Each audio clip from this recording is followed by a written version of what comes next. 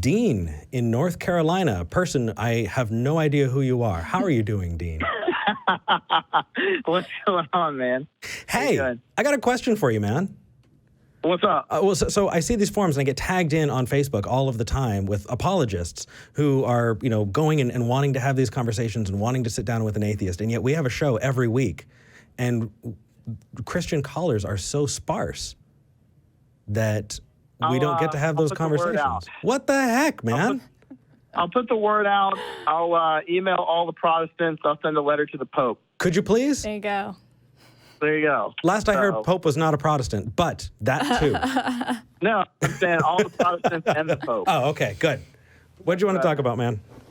All right, so 2 questions, if you have time for them. Number 1, what evidence would each of you need to see or to be demonstrated to conclude that the universe was created by a creator? And then 2, what theistic argument gives you the most pause about your atheism? Ooh, okay. So let's start with the creation by a creator. Depending on your definition, I might already agree with you. Mm-hmm. And that is, if we accept that the universe had a beginning, if I meet you there, then the instantiation of that beginning is the only way that I can understand things. That there was a point where there was this point of infinite mass at the Big Bang, and that's basically the most we understand about it. But I also don't understand how you can have things outside of it. So Matt says universe farting pixies, or what if there was an unintelligent creator? Could that be it? If we want to say that there's a machine that creates universes, can I call that a creator? Because if we go that way, then okay, I'll meet you along the way and we'll talk about it. But I think there's a lot of baggage in the word creator. Mm-hmm. And that baggage. No, I agree. I think you'd have to pare down what somebody would mean by a creator. So I'll go with William Lane Craig. No, I'll go with multiverse and pixies as well, as Matt put on there. Like, what would you need to see if it were a multiverse or pixies? Well, I'll play the game. No, I disagree with multiverse too. I want you to be honest. Okay. So the last I heard, you follow William Lane Craig, and William Lane Craig says that a creator needs to be outside of time. It needs to be omniscient, omnipotent, and what's the rest? Omnipresent. Potentially. So it would be timeless, spaceless, immaterial, powerful, and personal is how Craig states it. I guess my question is, maybe let me pare down a little bit more into the question. Do you think that if the universe does have a beginning at a finite point in the past, mm-hmm. that would give you more reason to believe in a creator than, say, if the universe were eternal in the past? No. Okay. So largely, I've been talking a lot. I guess for me, the question it sounds rude, and I'm so sorry because you're okay. cool, Dean, but it doesn't matter to me. What doesn't matter to you? Whether or not the universe was created by something or not, that doesn't have any kind of effect on my day-to-day life. That doesn't have any effect on what gods I believe in, if any. I'm more than willing, for the purposes of this conversation, to say, sure, for this conversation, the universe was created by something. Now what? So I feel like this question doesn't get either of us to where we want to go. Okay, so am I still on? Yes. Yeah. Oh, yeah. Okay, I thought my phone cut out.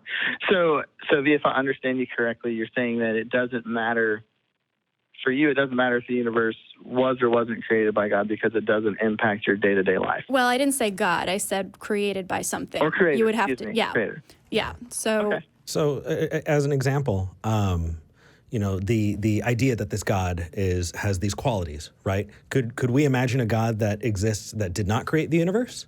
Sure, we can make that up. I mean, we look at the Greek and Roman pantheons, we look at the Norse pantheon, and we go, okay, not all of those gods were creator gods, but they're gods.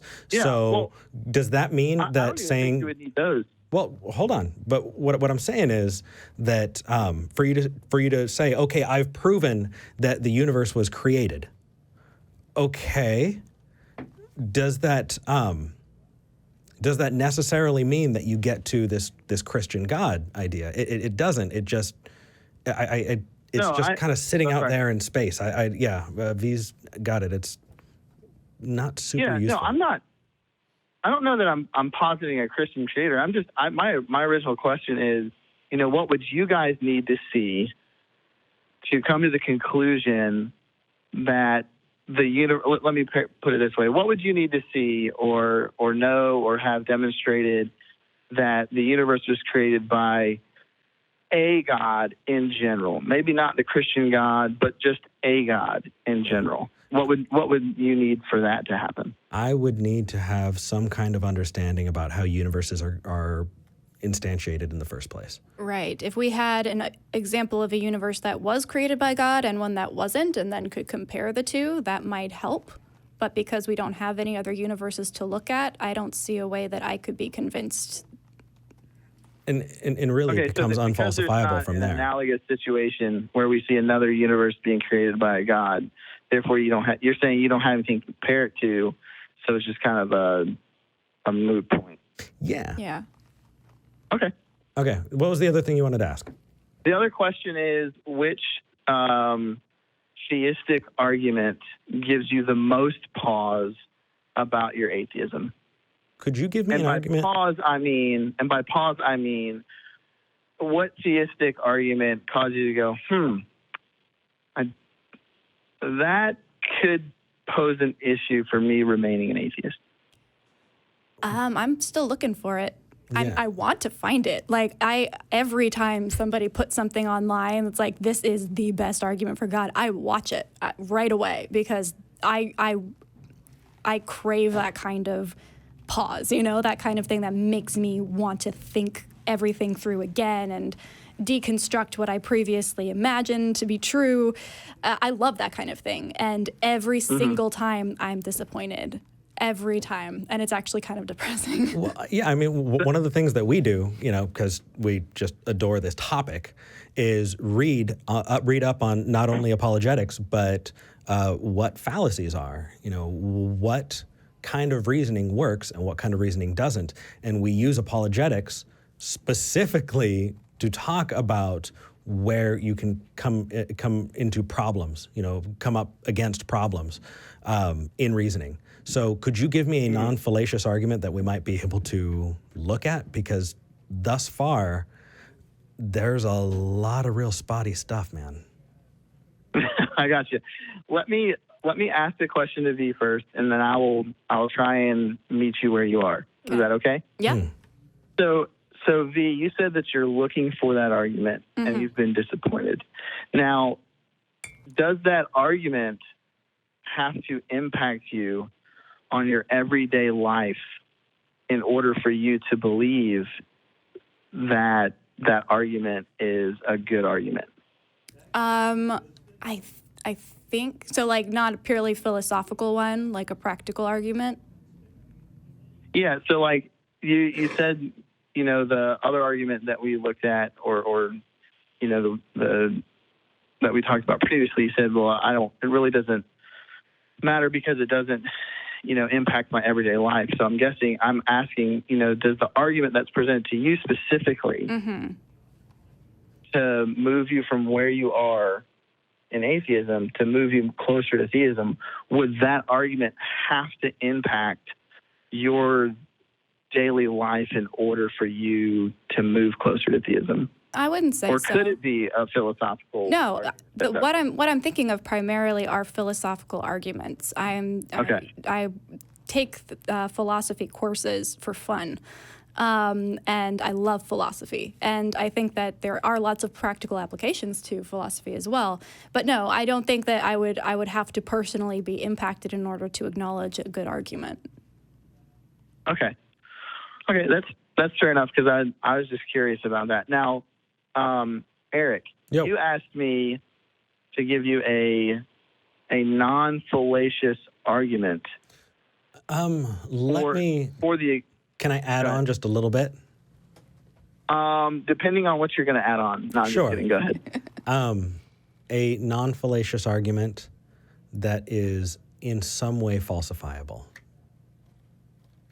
That's in some way falsifiable. Okay. Yes. So, actually, we should kind of define that for people who don't know what those mean. A fallacy is a kind of a hole in reasoning. It's not a good tool for using. Example being, it's really old, therefore it must be true. It stood the test of time. Dean, you're an apologist. Do you think something standing the test of time makes it more true? No. Heck no! That's fallacious. It doesn't mean that it's necessarily not true, but if it is true, it's only true as an aside. It's not true because of that argument. It's coincidentally true. Mm-hmm. And something falsifiable means you can actually show whether or not it's true or false. So a super common example is the idea, okay, we're just brains in a vat. Maybe we live in the Matrix. Okay, well, how could you tell the difference between this world and the Matrix? Well, they're functionally identical. So it's unfalsifiable until such time as we can determine, what this Matrix world is versus a non-Matrix world. It's impossible to show whether or not it's true or false. So when I asked you, and I know you know this, but I'm just getting this out for the audience. When I asked you for a non-fallacious, falsifiable argument, what I'm saying is I'd like to see something that I can use good reasoning for without falling into some of those epistemic loopholes, and I want to be able to test it to find out whether or not it's true. Fair enough. Cool. All right. So how much time do we have, I guess is my question. Dean, I want to give you all of the time in the world because I love these conversations. Gotcha. But maybe okay. let's try and cut it down to 10 minutes. Actually, you know what? I'll get you just a little bit more by thanking the patrons real quick, and then we can. Okay. All right. So our top 5 patrons today are Charlotte Crumb, Desert. Oh, hold on a second. I did not reload. Let me refresh the page just in case. Nope. Oh, yeah. Charlotte Crumb, Desert Heathen, Bethany P., Dr. Funkenstein in Ribau. Thank you so much. You are our top 5 patrons. Woo. If it wasn't for you, if it wasn't for those patrons, if it wasn't for the support, we wouldn't be able to keep this going. This is a nonprofit. If you like what we do, if you want to support us, you can go to patreon.com/talkheathen to me. Dean, thank you for waiting through that. What did you want to, let's dive in. What is your non-fallacious, falsifiable argument? So before I lay it out, you're not presupposing that all theistic arguments for the existence of God are fallacious and non-falsifiable, are you? No, I actually point out fallacies and times when falsifiability doesn't line up all the time. Absolutely, so, like the argument from miracles, right? People say, "Oh, well, God answers prayers." Okay, well, let's test it. Hey, it turns out that's not the case. Gotcha. Yeah. So. You probably know which one I'm going to go to. I know. I've been waiting for you to bring it up, man. Let's go. Let's do it. All right. So, whatever begins to exist has a cause. The universe began to exist, and therefore the universe has a cause. It is the Kalam cosmological argument. Okay. Kalam gets you to deism, and I don't care. Kalam gets you to deism if you avoid the fallacies and cool. Yes, and the problem with Kalam is how much time do we have? Let's try and keep it simple. You're packing in this creator piece, and so when you're saying that there's creator and creation, what you're doing is you're begging the question, and so for you to pull that language out, it becomes a statement that has no value. The universe exists. Ta-da! For you to say it had a beginning. Well, according to our observations, that seems to be the case, but that doesn't mean that that there was something outside of that, because outside doesn't make any effing sense. Why am I saying effing? Because I'm talking to a Christian. Dean, it doesn't make any fucking sense.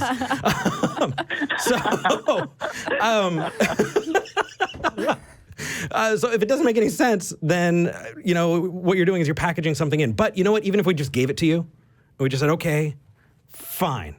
Then what? Would you give it to me?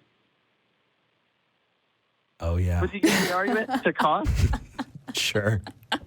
Go ahead, because I know you want to talk about William Lane Craig. Let's go. No, I don't want to talk about William Lane Craig.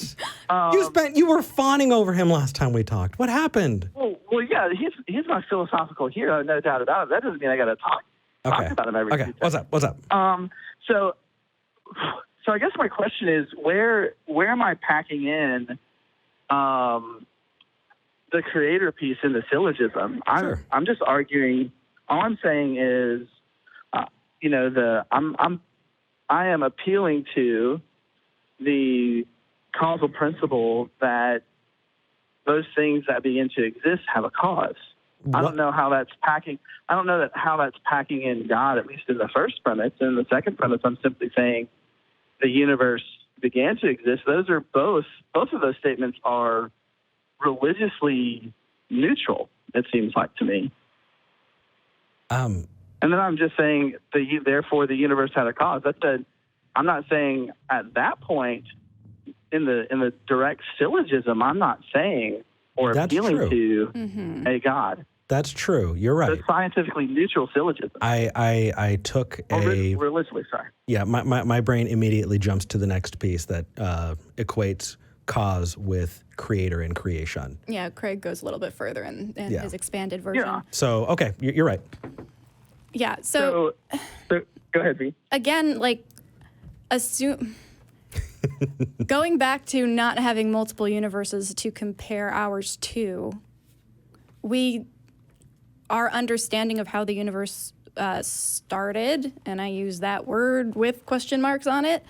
I gotcha. We don't know that for sure. So to put that into a syllogism as a concrete proof, as a concrete thing to build other pieces of your argument on, is concerning to me, because here, maybe I'll ask you, if at some point down the road we had enough evidence, scientific evidence, that maybe the universe didn't begin to exist, maybe we didn't understand that correctly, so this particular argument no longer worked for God, would you stop believing in God? I would stop believing in the Kalam argument for the existence of God, because then even if the Kalam argument is removed, there are still other arguments I think would support that. Okay. Now, if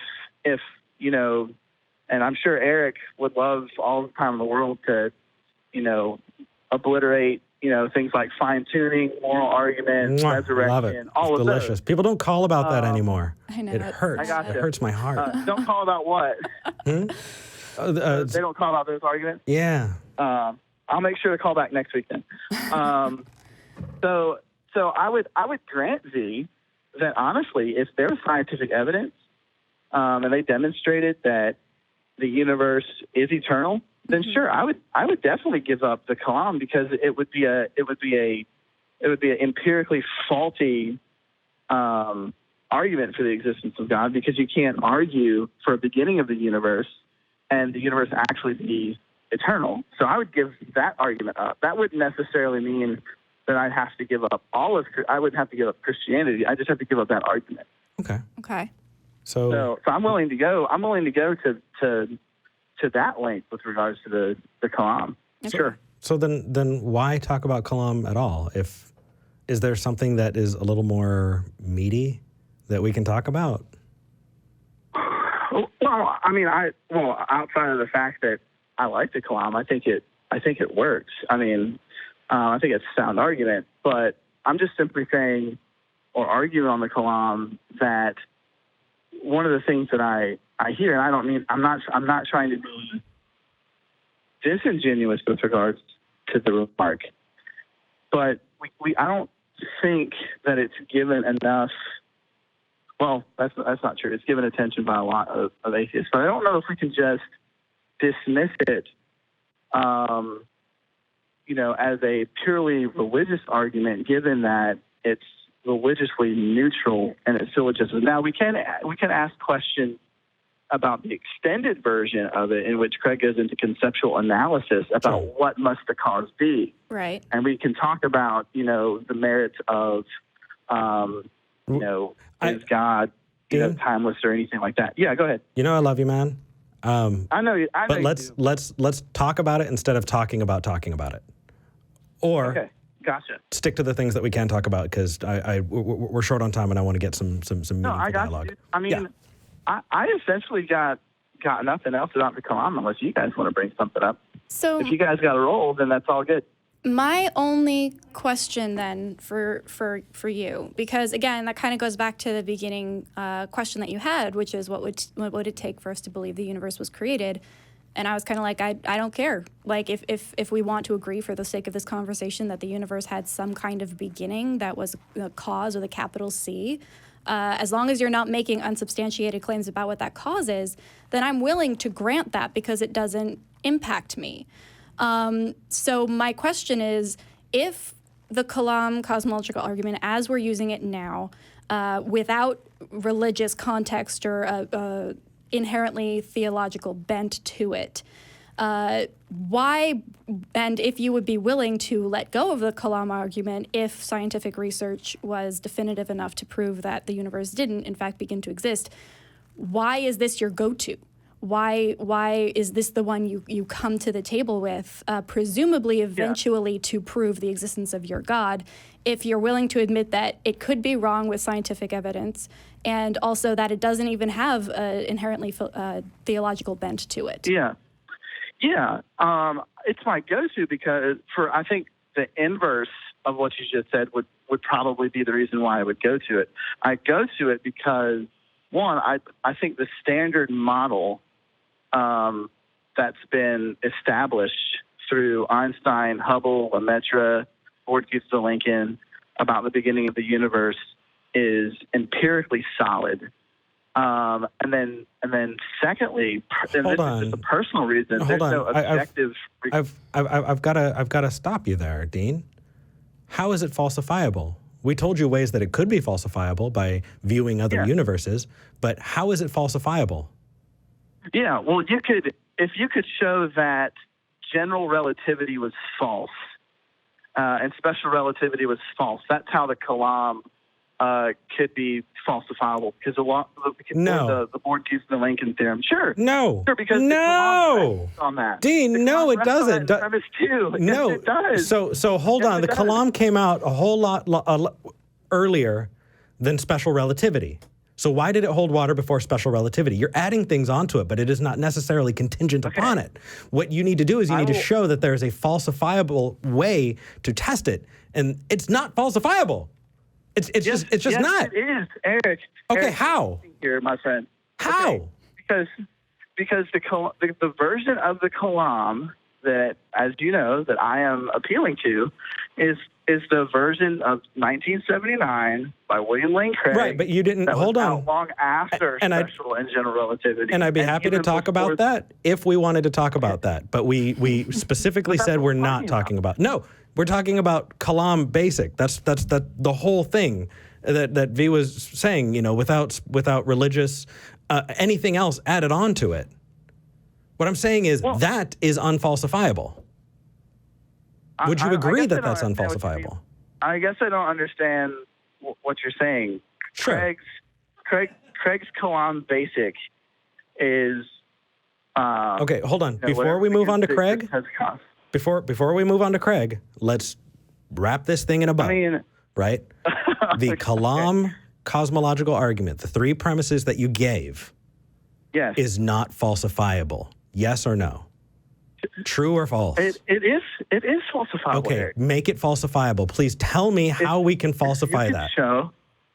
If you can show that the universe, on special and general relativity. Nope. Sorry. Is not. Nope. Beam. Nope. Okay. Nope. No. Nope. It existed before then. So if it existed before then conceptually it could still exist without it. What existed before then? Are you talking Kalam basic? Yes. Before then? Yes. Okay.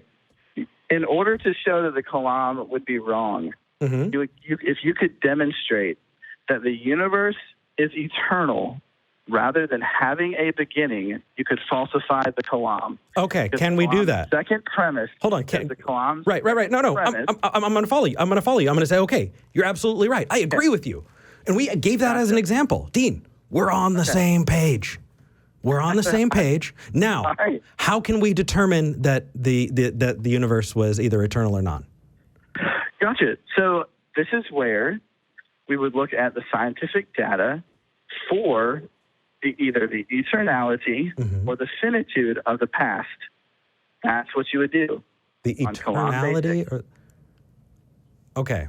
The eternality, the infinite existence of the universe, or the finite existence of the universe. If you could show that the universe is forever in the past, it doesn't have a beginning, that it's just been here for forever, okay, then you obliterate premise 2. Cool. How do we determine that? And therefore, you would falsify it. And that's why we're on the same page. How do you determine that? Sure. Lawrence Krauss has taken this to task in A Universe from Nothing from 2012, where he argues. He talked about the possibility of things coming into, blinking into, and out of existence. Yeah. That's fantastic. Yes, he does. Yeah, no, I got that. So if he's correct, and I mean, we've given you conceptual ways that it could be falsified, but because we're unable to investigate them, it is currently unfalsifiable. It's just like the Matrix idea, right? I can show you the. I'm trying to give you falsifiability based on Lawrence Krauss, and you won't let me. No. So I'm asking you how we test it, right? I'm trying to give you that from Lawrence Krauss. Go ahead. In 2012, A Universe from Nothing, he argues that given virtual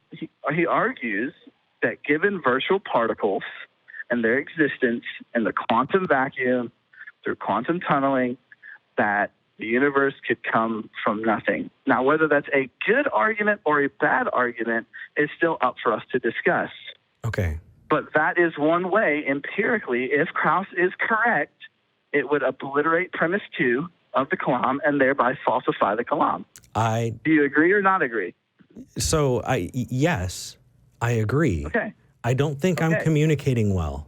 I feel like the words that are coming out of my mouth are not having the effect that I'm trying to make them have. So I need to do a better job as a communicator here, Dean. There might be a glitch in my, brain housing group. I don't know. You know what? You would not be the first.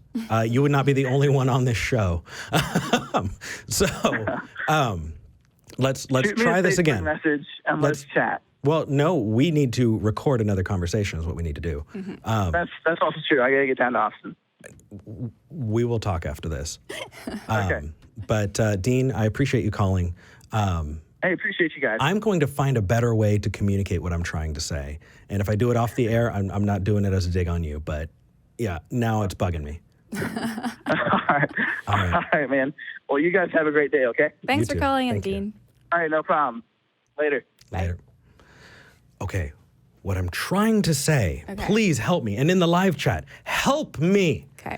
What I'm trying to say is we have come up, right when he said, okay, here's the argument, we came up with possible ways we could imagine it being falsifiable.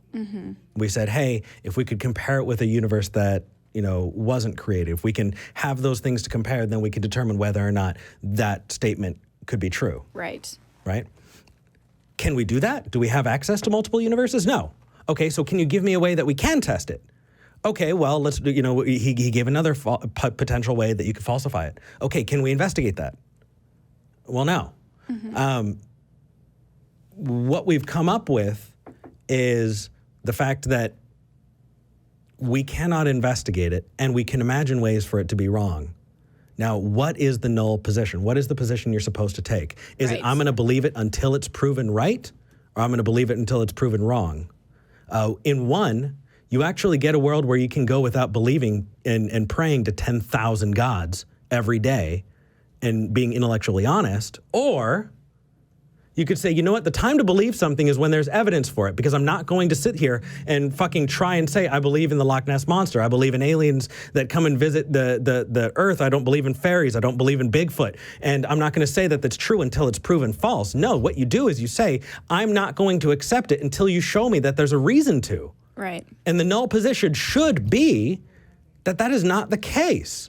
Not that you're taking a stand there, but because for you to live an intellectually honest life, the time to take medicine is when you know that there's an effect, not to be brought in by snake oil, right? That's how we make sure we don't get taken advantage of.